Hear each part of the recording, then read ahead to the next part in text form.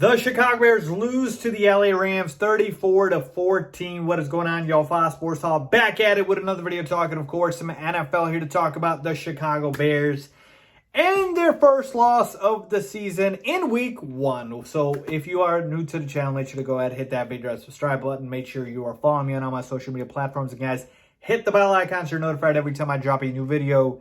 Let's get into it. So a lot to talk about here. Let me start by saying this.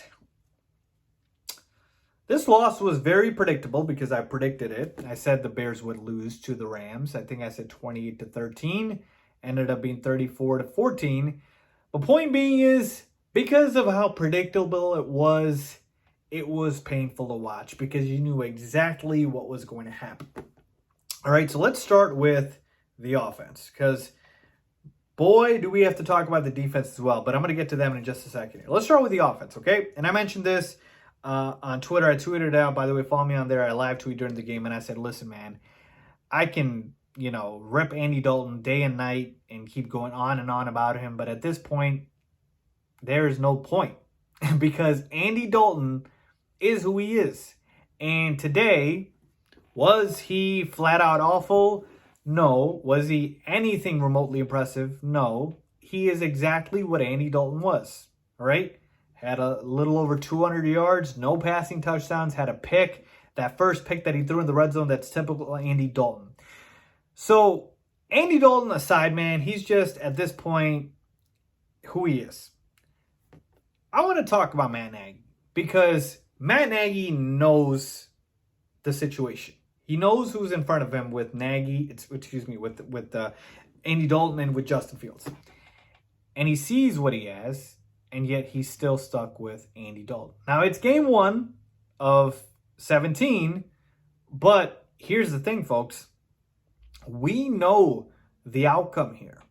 So if Justin Fields had started this game, there's a chance maybe the Bears would have won. There's a chance. Maybe not high. Maybe they still lose, but there's a chance. Andy Dalton started this game, you knew 110% Bears were going to lose. That's a problem here.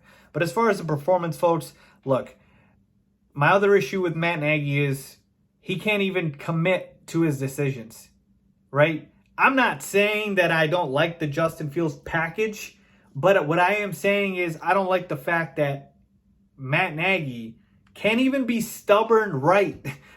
He can't even stick to his own decisions. You're starting Andy Dalton, but then you bring in Justin Fields for his packages, right? This is the whole Jameis Winston, Taysom Hill thing. Now, again, one of the best play calls of the night was the read option with Justin Fields that ended up leading to the Bears' second touchdown. Love that, right? I gave Matt Nagy his credit. I don't always bash him. I gave him his credit there. But that was the one play that worked out of the rest, which didn't. There was a bunch of handoff dump-offs that didn't work, pitches, like all this weird, cute stuff that Matt Nagy just loves to try. It doesn't work. It doesn't work. So he can't even commit to his decisions when his decisions are wrong. And on top of that, he adds to his bad decision-making, going for it repeatedly on 4th down when you didn't need to, and even on 4th and 15. Fine, you go for it on 4th and 2, 4th and 4, fine. But 4th and 15, when you could have, when you have Cairo Santos to kick it, and you go for it. Like, I get being aggressive, but that's just flat out dumb, right? And so to me, it was just bad decision on top of bad decision for Matt Nagy at this point. And to me, 14 points. I mean, his offense, this was prototypical Matt Nagy offense. Slow starting, low scoring, turnover prone, communication problems. Everything that you expect with the Matt Nagy offense, that's what you got today. All right? So to me, nothing surprised me. If anything, it taught me that the longer Matt Nagy keeps us up, the quicker he's going to be out the door. So he needs to change it, and I hope he realizes it because this is game 1, but if we're still here a couple of games and things haven't changed, yeah, your seat's going to be feeling pretty hot. Pretty hot. All right, so to me, just an awful game offensively from Matt Nagy, who took over play calling. Again, by the way, Bill Lazor, I believe, isn't calling the play. So Matt Nagy's play calling, still awful. Decision-making still awful, and the Bears' offense still awful. Now, before I go over to the defense, I do want to talk about a couple of bright spots on the offense, and I got to start with the man, the myth, the legend, David Montgomery himself. Monty was a beast today, folks. I haven't seen this version of Monty ever. This explosive, making these cuts and just rolling, trucking over guys. I mean, back in the last season, yeah, Monty was able to do work, but that was against some soft defenses, okay? And even I'll admit that.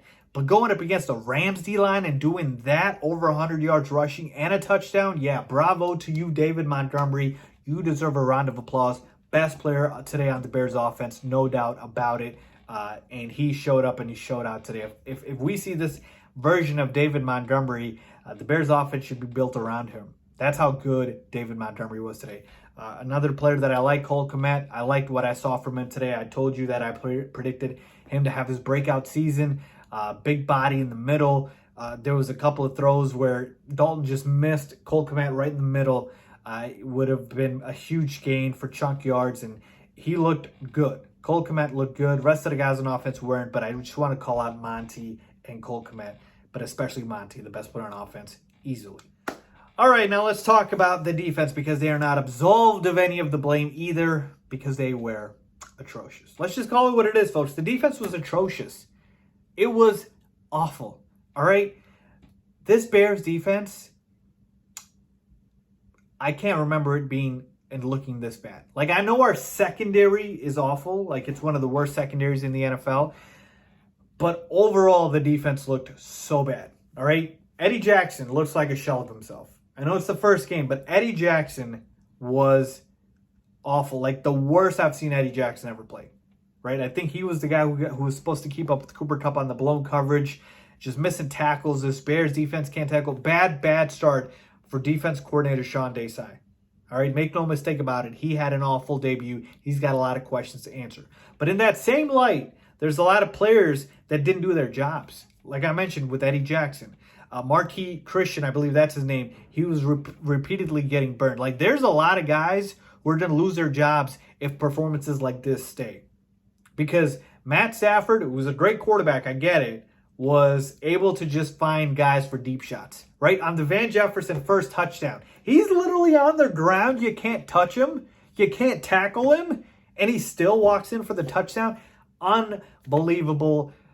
Unbelievable in the worst way possible effort by this Bears defense. And I think in terms of this loss, they deserve just as much blame as the offense, maybe a little bit more. That's how awful they were. So Sean Desai has a lot of questions to answer because this was an awful debut for him, just an awful debut. And I've been telling you that I think he's going to be good. Now, again, because it's his first game, and again, we don't have the body of work that we do with Matt Nagy. I have to give him a little bit of a benefit of the doubt here, but just not a good start here.